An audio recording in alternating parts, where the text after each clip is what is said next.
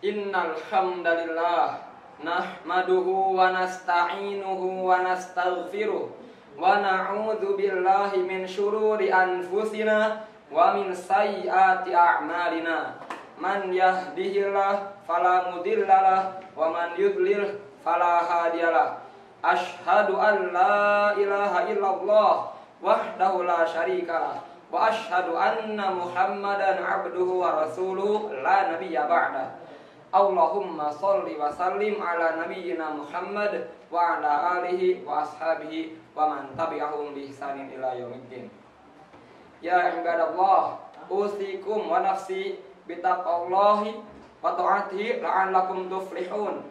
Kama qala Allah Ta'ala fil Qur'anil Karim, ya ayyuhalladzina amanu taqullaha haqqa tuqatih wa la tamutunna illa wa antum muslimun.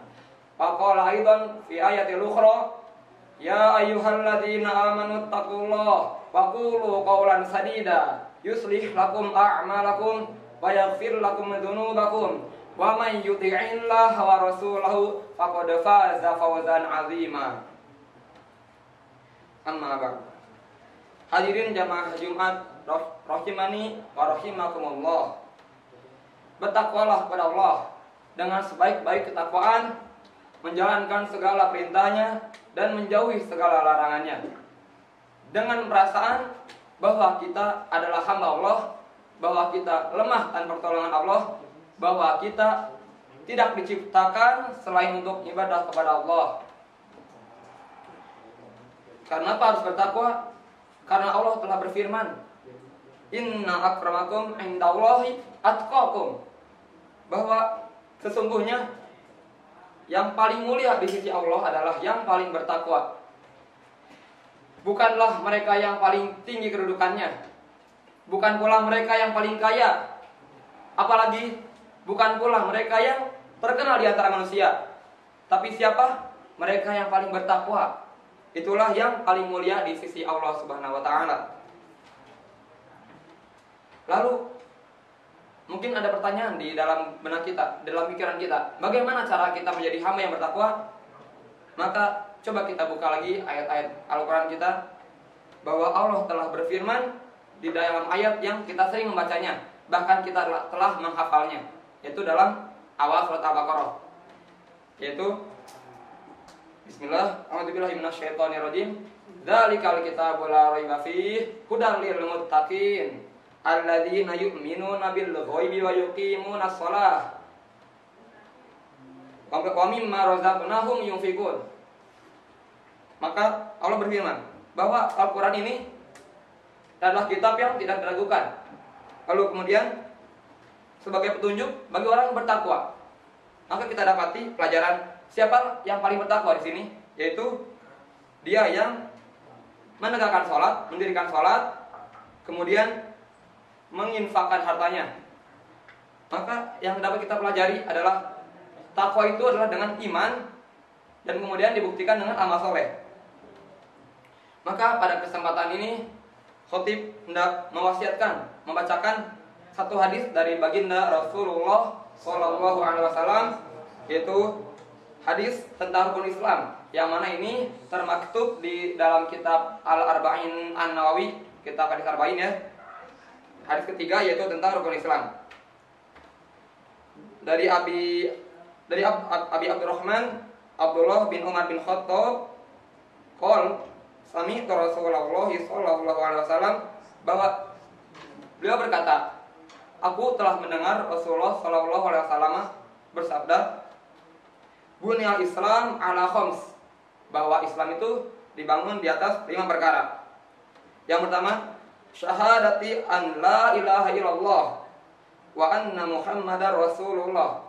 Yang pertama itu syahadat. Yang kedua, wa iqamis shalah, yaitu mendirikan salat. Yang ketiga, wa ita'iz zakat, membayar zakat, menunaikan zakat ya. Yang keempat yaitu wa hajjil bait, yaitu haji ke Baitullah. Yang keempat, shaumi Ramadan, yaitu puasa Ramadan. Rawahul Bukhari wa Muslim. Ketika memberikan penjelasan hadis ini, Imam An-Nawawi rahimahullah ta'ala Beliau menjelaskan bahwa siapa yang mengerjakan kelima rukun ini, maka dia telah sempurna Islamnya sebagaimana bangunan yang kokoh. Ketika bangunan itu tidak ada pilarnya, fondasinya, maka bangunan itu akan mudah roboh, tidak akan kokoh. Tetapi bila kelima rukun ini telah disempurnakan, maka insya Allah keislaman seseorang akan menjadi kokoh. Coba teman-teman, kita pikirkan bagaimana ketika kita membuat sebuah bangunan, tapi kita tidak menyempurnakan fondasinya. Apa yang terjadi? Ya, bangunan itu akan kokoh, tidak akan kuat. Nah, beliau lagi menjelaskan, adapun amalan-amalan sunnah seperti sholat tahajud, puasa sunnah, infak dan lain sebagainya, itu seumpama perabot-perabotan atau hiasan-hiasan yang akan mengisi bangunan kita. Dan coba kita pikirkan lagi, bagaimana ketika kita telah membangun bangunan yang bagus, megah, tetapi kita tidak mengisinya dengan perabot-perabot, hiasan-hiasan, apa jadinya? Kita punya dapur, kita nggak punya sendok, piring dan lain sebagainya. Ya, kita nggak bisa memaksimalkan fungsinya.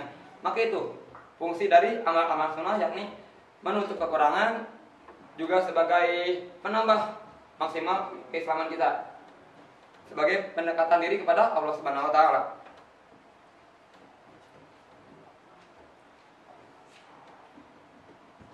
Maka hendaknya kita senantiasa untuk memaksimalkan Islam kita, untuk senantiasa memaksimalkan sholat kita, zakat kita, syahadat kita, yaitu dengan beriman sepenuhnya kepada Allah dan Rasul-Nya. Semoga Allah memudahkan kita. Barakallahu li wa lakum fil Qur'anil azim wa nafa'ani wa iyyakum bima fihi minal ayati wa dzikril hakim. Wa taqabbalallahu minna wa minkum tilawatahu innahu huwal ghafurur rahim.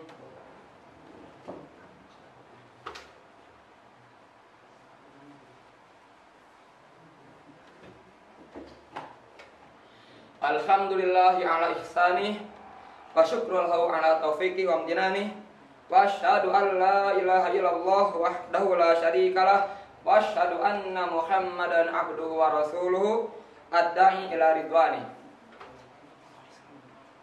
Ya ibadallah, usikum wa nafsi bitaqwallah wa ta'atihi la'allakum tuflihun. Hadirin jamaah Jumat rahimani wa rahimakumullah. Pada khutbah kedua ini khotib hendak mengajak khususnya kepada khotib pribadi, umumnya kepada jamaah sekalian, agar kita senantiasa menyempurnakan rukun Islam kita, sholat kita, syahadat kita, sholat kita, zakat kita, kemudian puasa dan haji kita. Untuk apa? Tidak lain semata-mata untuk meningkatkan ketakwaan kita kepada Allah Subhanahu wa taala dan agar kita meraih ridho dan ampunan Allah Subhanahu wa taala. Tapi untuk mencapai itu semua, untuk menyempurnakan rukun Islam, itu membutuhkan ilmu. Tidak semata-mata mungkin kita tahu orang tua kita mengerjakan sholat, kemudian kita kerjakan sholat. Orang tua kita puasa, kemudian kita puasa. Tidak demikian. Tapi kita perlu ilmu. Kita perlu bertanya, bagaimana sih cara puasanya Rasulullah? Karena untuk itulah Rasulullah SAW diutus oleh Allah di tengah manusia untuk mengajarkan apa yang telah Allah jadikan hukum di dunia ini bagi umat muslim dan seluruh manusia. Maka hendaknya kita senantiasa gemar menuntut ilmu, karena Rasulullah SAW telah bersabda bahwa menuntut ilmu akan memudahkan bagi kita jalan menuju surga. Kenapa demikian? Ya, karena dengan ilmu kita paham ilmu sholat, kemudian sholat kita khusyuk, kita paham keutamaan-keutamaannya.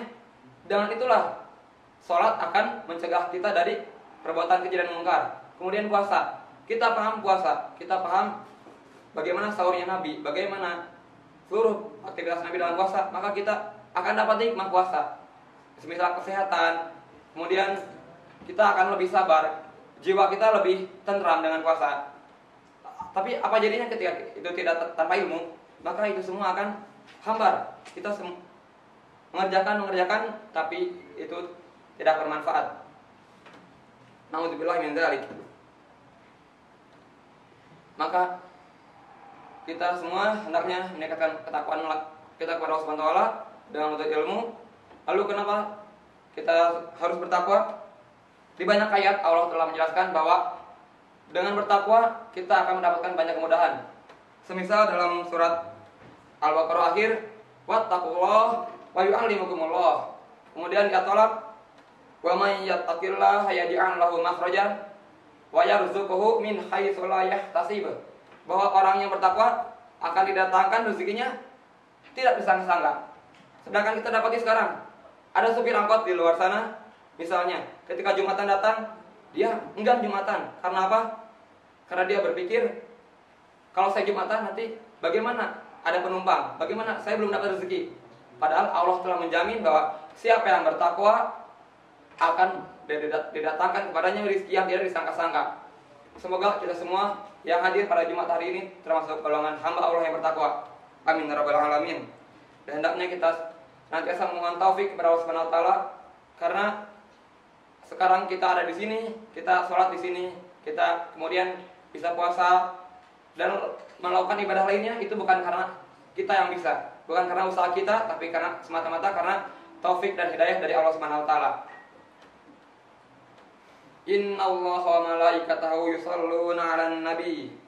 Ya ayyuhalladzina amanu shallu 'alaihi wa sallimu taslima.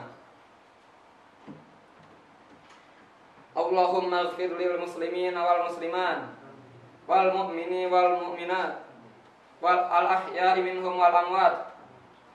Rabbana wa taqabbal du'a. Rabbana ighfir li wa liwalidayya walil muslimin yauma yaqumul hisab. Rabbana taqabbal minna du'ana. Rabbana waj'alna min ahlil Qur'an. Rabbana ighfir lana dzunubana wa kaffir 'anna sayyi'atina wa tawaffana ma'al abrar. Rabbana atina fid dunya hasanah wa fil akhirati hasanah wa qina adzabannar. Innallaha ya'muru bil 'adli wal ihsan wa ita'i dzil qurba wa yanha 'anil fahsya'i wal munkari wal baghi ya'idzukum la'allakum tadhakkarun. Fadhkurullahal 'azim yadhkurkum wa dzikrullahi akbar. Aqimis shalah.